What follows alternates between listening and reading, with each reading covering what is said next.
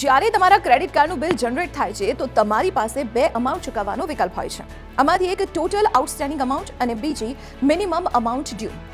Minimum due પૂરા બિલની total outstanding amount એટલે કે કુલ બાકી રકમના 5% જ હોય છે.